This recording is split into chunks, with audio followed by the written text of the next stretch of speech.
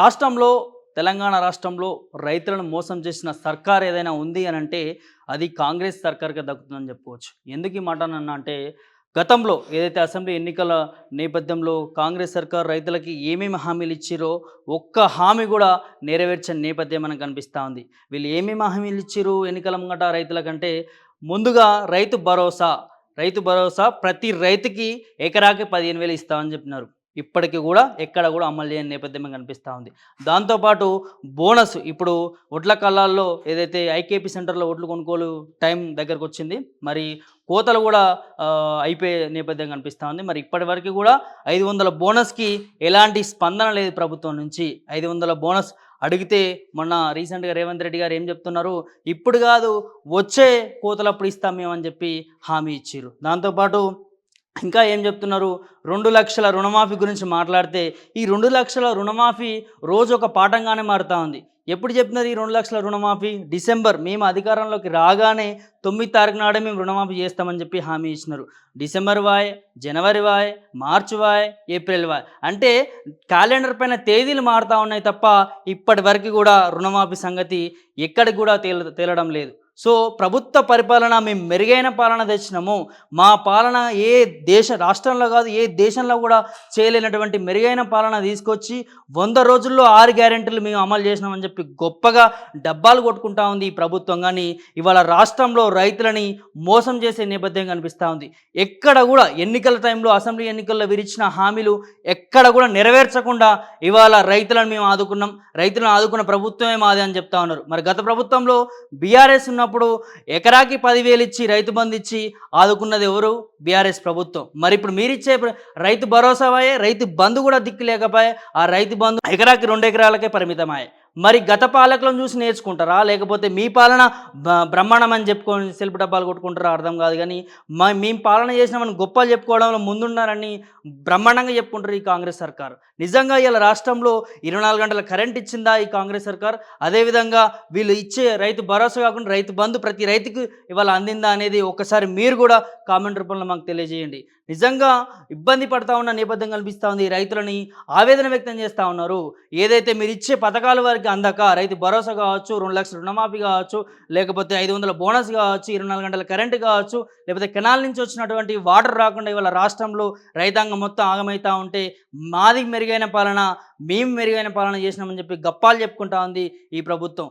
వాస్తవానికి ఇలా వాస్తవాలు మాట్లాడుకోవాలంటే గత ప్రభుత్వంలో రైతులు ఎలా ఉన్నారు, ఈ ప్రభుత్వంలో రైతుల పరిస్థితి ఎలా ఉందని ఒక్కసారి మీ కాంగ్రెస్ లీడర్లు కానీ లేకపోతే మీ కాంగ్రెస్ కార్యకర్తలు కానీ రైతుల దగ్గరికి వెళ్ళి ఒక్కసారి అడగండి. గ్రౌండ్ రియాలిటీ ఏంది, ఇవాళ రాష్ట్రంలో రైతుల పరిస్థితి ఏంది, మీరు చెప్పిన పథకాలు అందక వారు ఏ విధంగా మోసపోతున్నారు ఏందనేది ఒక్క రైతుని అడిగి చూడండి, మీకే తెలుస్తుంది.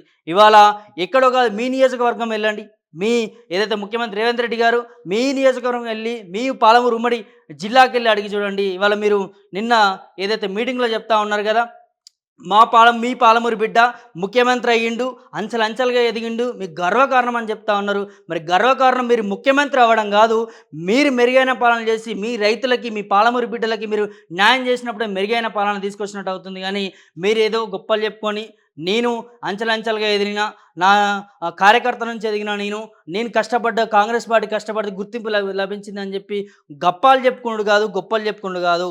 నిజమైన రియాలిటీ చేసే పని చేసి చూపించండి.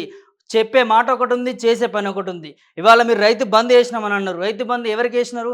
ఎన్ని ఎకరాలకు వేసిరు రైతు బంధు? కేవలం 2-3 ఎకరాలకే పరిమితమైంది. రైతు భరోసా ఇస్తామంటున్నారు, ఏది వచ్చే నెక్స్ట్ టర్మ్ నుంచి. మరి ఈ టర్మ్ నుంచి ఏమైంది మీ రైతు భరోసా?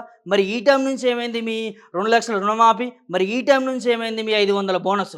ఇవన్నీ ఎందుకు ఇప్పుడు ఇవ్వలేకపోతున్నారు? అంటే గతంలో అసెంబ్లీ ఎన్నికల్లో చెప్పినట్టుగానే 6 గ్యారెంటీలు 100 రోజుల్లో అమలు చేస్తామని చెప్పి ఓన్లీ ఓట్ల కోసం మభ్యపెట్టి ప్రజలని ఏదైతే ఓట్లు మీ వైపు వేయించుకోవాలని చెప్పి ప్రజలకు చెప్పినారు. మరి అదేవిధంగా ఇప్పుడు పార్లమెంట్ ఎన్నికల్లో నేను ఆగస్టు 15 తారీఖు నాడు రుణమాఫీ చేస్తా, నేను వచ్చే కోతలలో నేను 500 బోనస్ ఇస్తా, నేను వచ్చే టర్మ్కి చేస్తా, ఇప్పుడు ఎలక్షన్ కోడ్ ఉందని చెప్తా ఉన్నారు. అంటే కేవలం ఎన్నికల కోసమే నీకు రైతులు ప్రజలు వీళ్ళందరూ కనిపిస్తూ ఉన్నారు. కానీ మరి వాళ్ళకి అవసరం ఉన్నప్పుడు పథకాలు ఇవ్వకుండా, వాళ్ళకి ఆదుకోవాల్సిన సిచ్యువేషన్‌లో ఆదుకోకుండా కేవలం ఎన్నికల కోసమే చేస్తే మరి రైతాంగం ఊరుకోదు, తెలంగాణ ప్రజలు ఊరుకోరు, తెలంగాణ బిడ్డలు ఊరుకోరు. మీ ప్రభుత్వం పైన తిరగబడతా ఉన్నారు.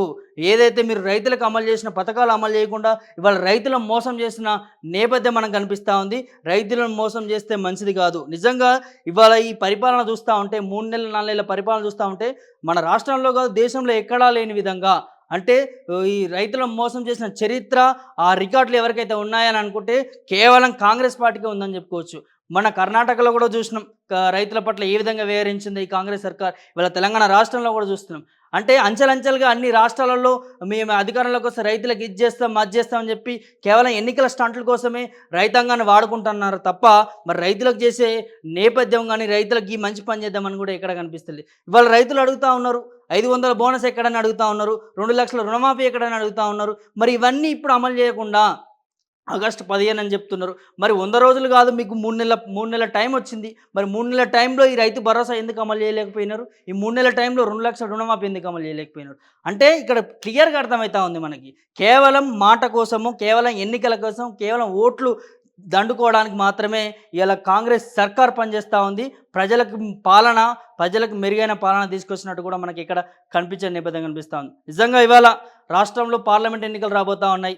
ఇంకా నెల రోజులు 2 నెలల లోపలనే ఎన్నికలు ఉన్నాయి. మరి ఈ ఎన్నికలు నిజంగానే కాంగ్రెస్ పాలన, మెరుగైన పాలన రైతులకి న్యాయం చేసింది అనంటే ఆ రైతులే బుద్ధి చెప్తారు. నిజంగా కాంగ్రెస్‌కి మీరు అనుకున్నట్టుగానే 14 సీట్ల పైగా వస్తే బ్రహ్మాండమైన పాలన, దేశంలో ఎక్కడా లేని విధంగా చరిత్రలో ఎవరు చేయలేని విధంగా పాలన మీరు చేసిరని చెప్పుకోవచ్చు. మరి అదే 14 సీట్లు రాకుండా నిజంగా ప్రతిపక్షాలు చెప్పినట్టు 3, 4 సీట్లు వస్తే మీ పాలన ఏ విధంగా ఉందో గందులున్న ప్రజలు తీర్పు చెప్పారని చెప్పుకోవచ్చు. రైట్, ఇది రాష్ట్రంలో రైతులను మోసం చేసిన వేగరి, రైతులని ఇబ్బంది పెడుతున్న పరిస్థితి కాంగ్రెస్ సర్కారు పైన రైతులు ఏ విధంగా ఉన్నారో మనకు కనిపిస్తూ ఉంది. రానున్న పార్లమెంటు ఎన్నికల్లో నిజంగా రైతాంగానికి ఈ కాంగ్రెస్ సర్కారు న్యాయం చేసినట్టయితే కాంగ్రెస్ పార్టీకి ఓటేస్తారట. మరి రైతాంగానికి న్యాయం చేయకపోతే మరి వారి తీర్పు ఏ విధంగా ఉందో, ఏ విధంగా ఉండబోతుందనేది మనకి పార్లమెంట్లో ఎన్నికల్లో తెలియబోతా ఉంది.